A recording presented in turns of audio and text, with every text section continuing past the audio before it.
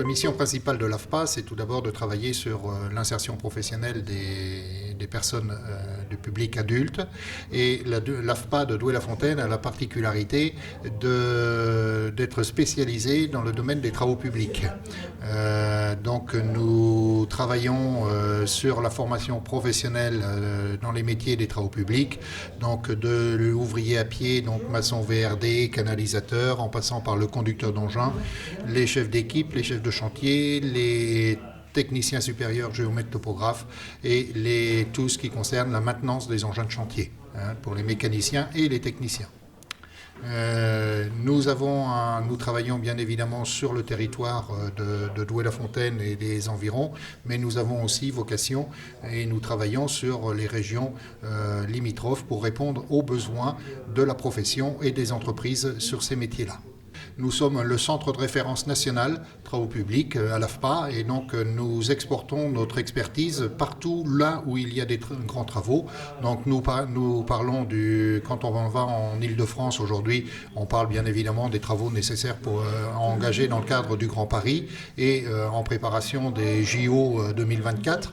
Et puis nous commençons aussi à travailler sur le chantier qui est annoncé comme le chantier du siècle, qui est le canal Seine-Nord-Europe.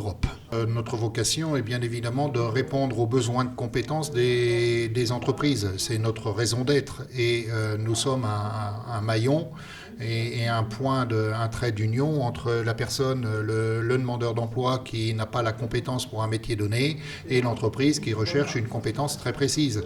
Nous avons, et par le développement des compétences, voilà, là, avec le campus Veolia, effectivement, nous sommes sur un dispositif en alternance où les personnes passent en moyenne sur un an 13 semaines de formation chez nous avec un planning prédéfini et un contenu de formation qui permet de les amener à un titre professionnel, une certification reconnue par l'État, délivrée par le ministère du Travail et le titre de canalisateur, titre professionnel canalisateur.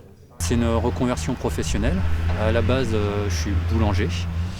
Donc j'ai tous mes diplômes en boulangerie et j'en avais assez des conditions de travail.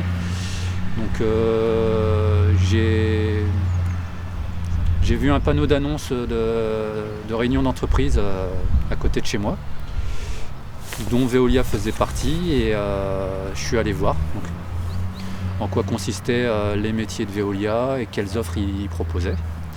J'ai laissé un CV et donc Veolia m'a recontacté parce que mon cursus leur convenait. Et suite à ça, j'ai fait une journée au sein de l'entreprise Veolia en Vendée. Donc pour découvrir les locaux et en quoi consistaient les différents types de métiers. Donc suite à ça, donc j'étais toujours intéressé, donc j'ai attendu qu'ils fassent leur sélection. Et donc à partir de là, donc quand ils m'ont choisi, j'ai commencé une formation pour un titre professionnel de canalisateur d'une durée de 10 mois.